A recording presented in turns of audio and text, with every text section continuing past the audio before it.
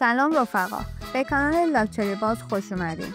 اینجا جاییه که با هم وارد دنیای ثروت و تجمل و برندهای خاص میشیم. امروز قراره با 5 تا از لوکس‌ترین و گرونترین برندهای لباس دنیا آشنا بشیم. برندهایی که هر دوختشون به اندازه یک ماشین اسپورت قیمت داره.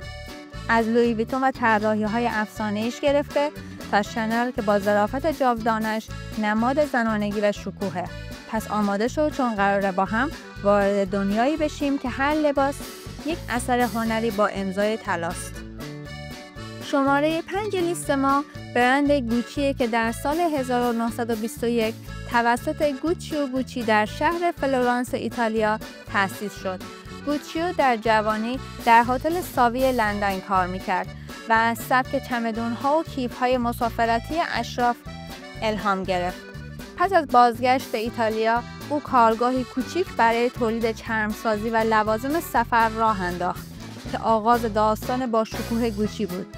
اولین مشتریان این برند اسب سواران و افراد اشرافی بودند که به دنبال تجهیزات چرمی با کیفیت بالا می‌گشتند.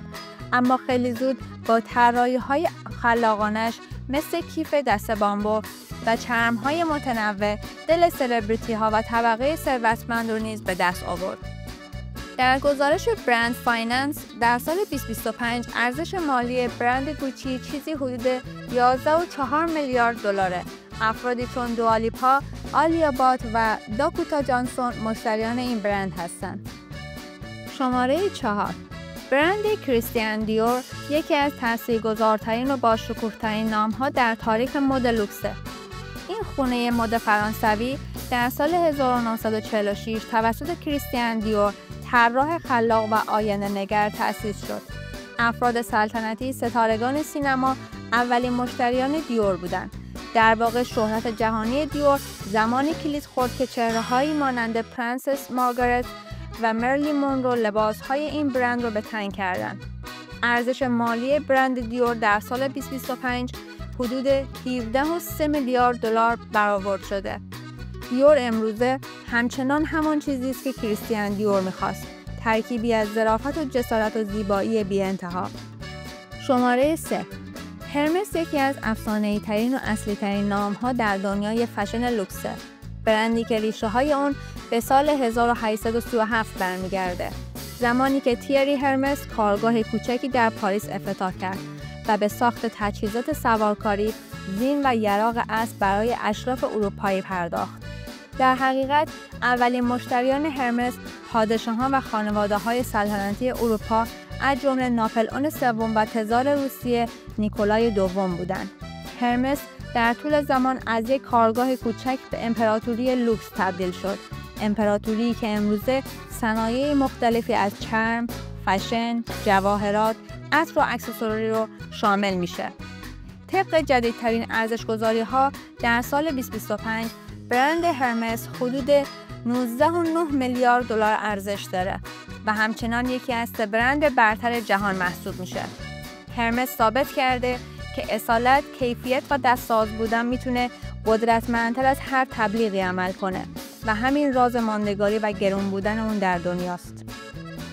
شماره 2 برند لویی ویتون یکی از تاثیرگذارترین خانه‌های مد لوکس جهانه.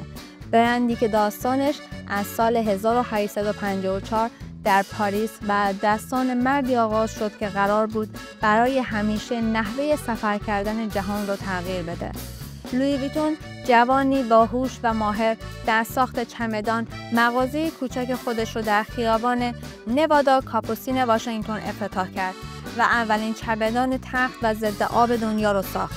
محصولی که خیلی زود اون رو به چهره‌ای شناخته شده تبدیل کرد. اولین مشتریان این برند افراد معمولی نبودند، بلکه خاندان سلطنتی فرانسه و به ویژه امپراتور ناپلئون سوم بود. اونها چمدون و صندوق‌های سفر خودشون رو به لویی ویتون سفارش میدادند و همین حمایت سلطنتی برند رو یکباره به نماد اشرافیت اروپا تبدیل کرد.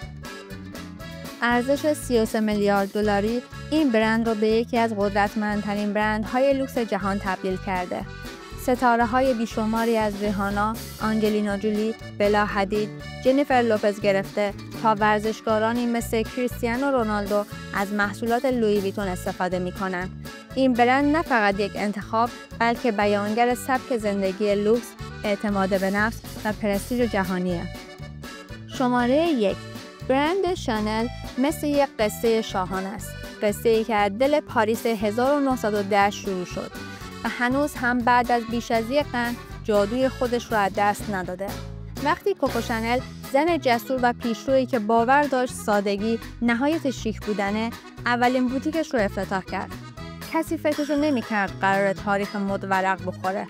او قواعد کهنه دنیای مد رو کنار زد و با طراحی لباس‌های آزاد، راحت و ظریف انقلاب زنانه ایجاد کرد. شانل در همان سالهای اولیه مشتریانی داشت که خودش نماد جذابیت و قدرت بودند: بازیگران تئاتر، خوانندگان مشهور، بانوان اشرافزاده و زنان تاثیرگذار پاریس.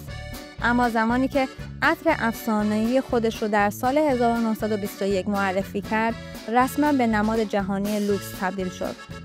ارزش امروز برند شانل حدود 37.9 میلیارد دلار برآورد شده و ستاره‌هایی مثل نیکول کیدمن، بلا حدید و ناتالی پورتمن شانل رو انتخاب می‌کنند. خب رفقا، رسیدیم به آخر این سفر لاکچری.